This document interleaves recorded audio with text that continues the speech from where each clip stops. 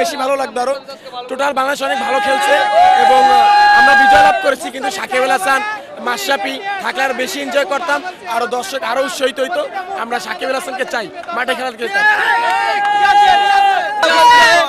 ইমন অনেক ভালো খেলছে, ইনশাআল্লাহ পরবর্তী দুটো ম্যাচ ইনশাআল্লাহ আমরা বাংলা ওয়াশ করব, ইনশাআল্লাহ এই আশাই আমাদের আছে। ইনশাআল্লাহ ইমন অনেক ভালো খেলছে, ইনশাআল্লাহ হোয়াইট ওয়াশ বাংলা ওয়াশ হবে ইনশাআল্লাহ, বাংলা ওয়াশ বাংলাদেশ।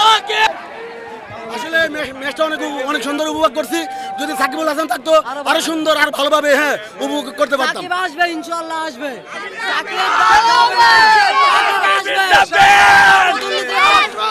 সাকিব ভাই লাভ ইউ সাকিব, আমি তোমাকে অনেক মিস করি।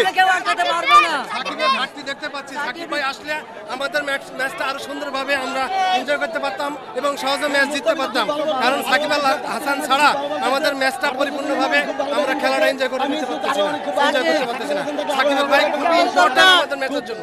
সবচেয়ে বেশি ভালো লাগছে ইমন ভাইকে, কারণ ইমন ভাই মাঝপথে উনি বেশ কিছু সিক্স ধরে না মারলে আমরা হয়তো একটু টাইট হয়ে যেত, খেলা যেটা কঠিন হয়ে যেত। অবশ্যই অবশ্যই আমাদের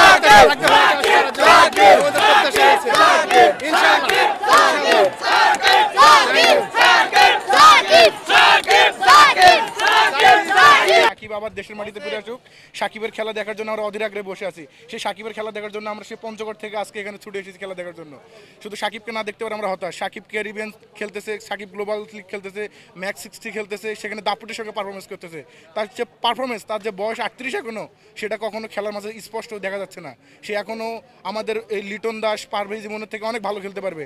আমরা চাই সাকিবের অভিজ্ঞতার দরকার, সাকিবকে বাংলাদেশ টিমে দরকার, বাংলাদেশকে এগিয়ে যেতে হলে সাকিবের অনেক দরকার। আমরা চাই সাকিবের সাথে যে বৈষম্য হচ্ছে সেই বৈষম্য কেটিয়ে সাকিব আবার মাঠে ফিরুক। এটাই আমাদের ইন্টারিম সরকারের প্রতি একটা বিশেষ আহ্বান।